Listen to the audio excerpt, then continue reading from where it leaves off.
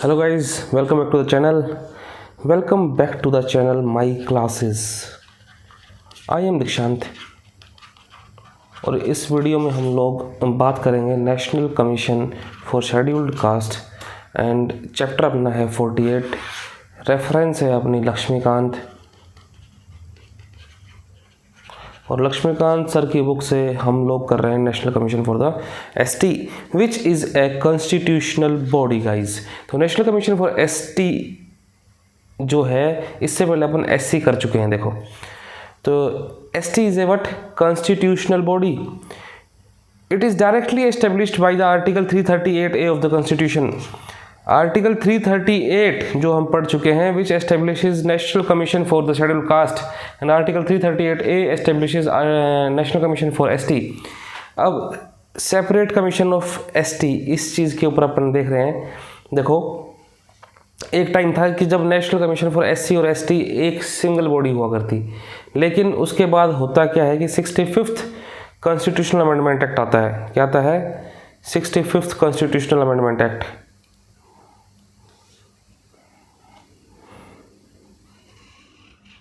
रुको 65th नहीं आता गाइज, रुको।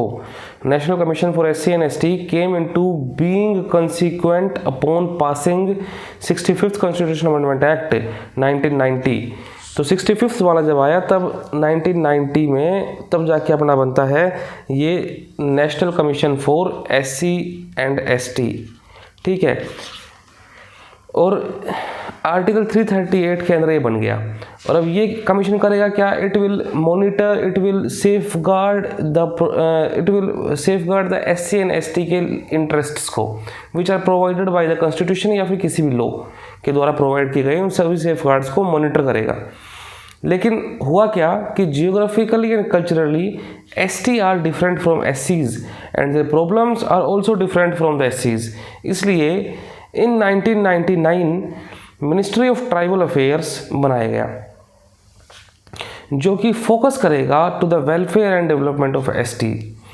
उसके बाद ऐसा महसूस हुआ, it was felt necessary that ministry of tribal affairs should coordinate all activities relating to ST as it would not be administratively feasible for the ministry of social justice and empowerment. ठीक है, पहले क्या था? पहले जो था कि जो ministry of social justice and empowerment थी वो काम संभाला करती मिनिस्ट्री ऑफ, मतलब वो काम संभाला करती ट्राइब्स वाला। लेकिन बाद में क्या होता है कि 1999 के अंदर अपने पास नई मिनिस्ट्री बन जाती है which is ministry of tribal affairs, जो यूँ बोली चलो भाई अब तुम्हारा काम हम संभाल लेते हैं एसटी से जुड़ा हुआ। ठीक है, उसके बाद आता है in order to safeguard the interest of ST more effectively, ऐसा कहा गया कि अपन एक नया कमीशन ही बना देते हैं। क्या कहा गया कि अपन एक नया कमीशन ही बना देते हैं भाई। और नया कमीशन कैसे बनेगा? जो existing national commission for SC और एसटी था उसको अपन बाइफरकेट कर देंगे।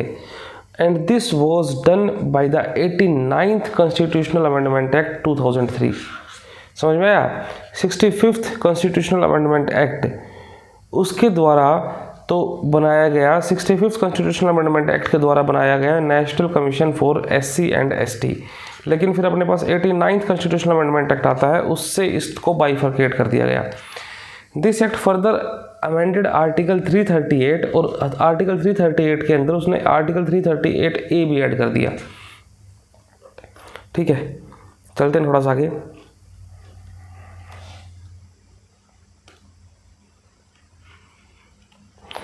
The separate National Commission for SC/ST came into being in 2004।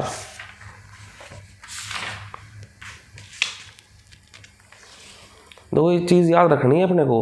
Central vigilance commission 2003, ठीक है। National commission for SC/ST, national commission for ST 2003 में बन गया। ठीक है, इसीलिए इसी तरह अपन ने एक आधी चीज़ और देखी थी पिछले पेज के अंदर कि नेशनल नहीं, वो 1993 वाले हैं, छोड़ो उनको। तो सेपरेट बड़ा बॉडी बना दिया अपन ने 2004 के अंदर नेशनल कमीशन फॉर एसटी। उसके बाद इसकी कंपोजिशन की बात करते हैं। अपन ने इससे पहले वाले लेक्चर जिसके अंदर अपन ने नेशनल कमीशन फॉर एससी पढ़ा था उसमें मैंने कहा था कि national commission for SC, national commission for ST and national commission for backward classes तीनों के अंदर सेम कंपोजिशन रहेगा कि एक चेयरमैन रहेगा प्लस एक वाइस चेयरमैन रहेगा प्लस 3 मेंबर्स रहेंगे। सेम चीज़ है, chairperson, vice chairperson, 3 other members जिनको अपॉइंट करेंगे प्रेसिडेंट भाई साहब, और उनकी condition of services and tenure is determined by the president. अगर टेन्योर की बात करें जो कि प्रेसिडेंट ने डिटरमाइन कर रखा है, दैट इज़ 3 ईयर्स, आज की डेट में 3 साल है। अब फंक्शंस देख लेते हैं कमीशन के। These are the same functions, वही फंक्शन कर रहा है जो एससी कर रहा था, नेशनल कमीशन फॉर एससी कर रहा था फॉर शेड्यूल्ड कास्ट कम्युनिटीज़, ठीक है। यही functions national commission for scheduled tribe करेगा फॉर शेड्यूल्ड ट्राइब्स। देख लो same as it is functions हैं। तो एक बार दोबारा मैं बता देता हूँ बोल के, लेकिन मेरे को लग नहीं रहा कि इन चीज़ों को बोलना ज़रूरी है, छोड़ो इसको, मतलब एज इट इज़ सेम है, एक लाइन बाय लाइन सेम है, बस एससी की जगह यहाँ पे एसटी रख दिया गया है और कुछ नहीं।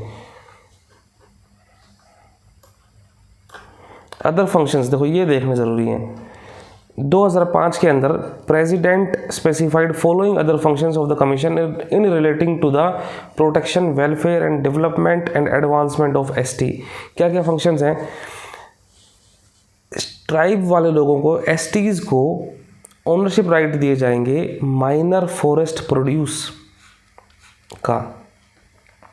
अगर कोई ट्राइब फॉरेस्ट एरियाज़ के अंदर रह रहा है तो उसको ओनरशिप राइट देना है माइनर फॉरेस्ट प्रोड्यूस का। इसके लिए क्या क्या अपने को कदम उठाने पड़ेंगे, इस चीज़ के ऊपर कमीशन बात करेगा। Measures to be taken to safeguard rights of tribal communities over mineral resources, water resources as per law. क्या क्या steps taken, measures to be taken कि tribal and development of tribals and to work for more viable livelihood strategies. अगर कोई अपन ने development वाला कोई काम किया है तो उस चीज़ के लिए क्या करेंगे? Steps to be taken to improve the relief and rehabilitation measures of tribal groups which are displaced by the development project. तो ये कौन ध्यान देगा इस चीज़ के बारे में? इस चीज़ का ध्यान देगा अपना ये national commission for ST. Measures to be taken अगर to prevent alienation of tribal people from land, और उनको तमीज़ से effectively rehabilitate such people in whose case alienation was already taken place, ठीक है। Measures to be taken to elicit maximum cooperation and involvement of tribal communities for protecting forest and undertaking social afforestation, ठीक है। देख लो मतलब ये simple है, इसमें कुछ ज़्यादा ज्ञान वाली बात नहीं है। Measures to be taken to ensure full implementation of PESA act, panchayat extension of scheduled areas act 1996, ये ढंग से इम्प्लीमेंट हो सके, इसके लिए क्या क्या अपने स्टेप्स लिए हैं। Measures to be taken to reduce and ultimately eliminate the practice of shifting cultivations. Tribals shifting cultivation करते हैं गाइज, उस चीज़ को एलिमिनेट किया जाए और क्या क्या स्टेप्स उठाए जाएंगे उस चीज़ को लेके, तो वो सारा अपना ये कमीशन बता रहा है, national commission for ST, national commission for ST, ठीक है। अब क्या क्या रिपोर्ट्स दे रहा है? जैसा कि अपने को पता है नेशनल कमीशन फॉर एससी जो रिपोर्ट देता है उसी तरह ये रिपोर्ट करेगा। ये क्या कहेगा कि एनुअली रिपोर्ट देगा प्रेसिडेंट को, या फिर जब इसको लगेगा कि हाँ भी अब रिपोर्ट देनी ज़रूरी है तब रिपोर्ट दे देगा, ठीक है। उसके बाद और क्या पावर है? प्रेसिडेंट इन रिपोर्ट्स को रखेगा पार्लियामेंट के सामने, पार्लियामेंट के सामने इन रिपोर्ट्स रखेगा, उसके साथ में मेमोरेंडम भी रखेगा। उस मेमोरेंडम में ये दिया गया जाएगा कि नेशनल कमीशन फॉर एसटी ने जो जो रिकमेंडेशंस दी उसके ऊपर गवर्नमेंट ने क्या क्या एक्शन लिया।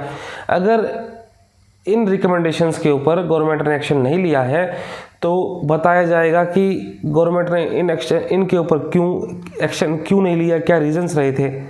रीजंस, प्रेसिडेंट अगर किसी स्टेट को लेके कुछ रिपोर्ट है तो वो रिपोर्ट प्रेसिडेंट उठा के देगा स्टेट गवर्नर को, और स्टेट गवर्नर इस रिपोर्ट को रखवाएगा स्टेट लेजिस्लेचर के सामने, और स्टेट लेजिस्लेचर के सामने रखवाएगा तो उसके अंदर ये भी एक मेमोरेंडम होगा जिसके अंदर लिखा होगा कि स्टेट लेजिस्लेचर ने क्या क्या स्टेप उठाए नेशनल कमीशन फॉर एसटी की रिकमेंडेशंस को मानने के लिए। अगर उन रिकमेंडेशंस को नहीं माना है तो रीजंस देगा स्टेट की, इन रीजंस की वजह से हमने वो रिकमेंडेशंस नहीं मानी है।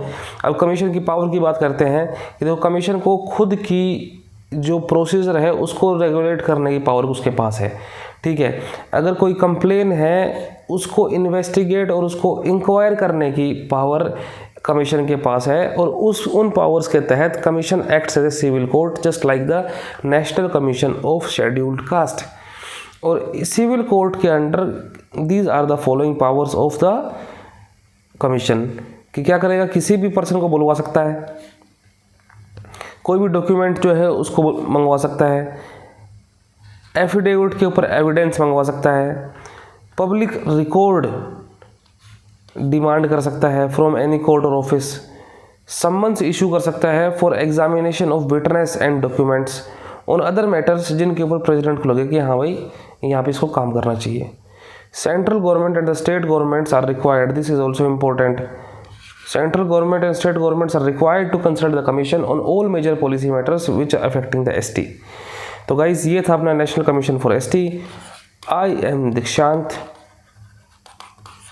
और अभी चल रही है अपनी पॉलिटी जैसा आपने देखा, और इससे अगला जो लेक्चर होगा that is national commission for other backward classes या फिर मतलब बैकवर्ड क्लासेस, और उसके अलावा एक तो चैप्टर और बचेंगे, फिर अपना ये कॉन्स्टिट्यूशनल बॉडीज़ वाला चैप्टर ख़त्म हो जाएगा। तो ठीक है, रखते हैं इस वाली लेक्चर को यहीं तक, मिलते हैं आपसे नेक्स्ट वीडियो में, तब तक के लिए bye bye, tata guys, take care, शब खैर, जय हिंद, जिंदाबाद।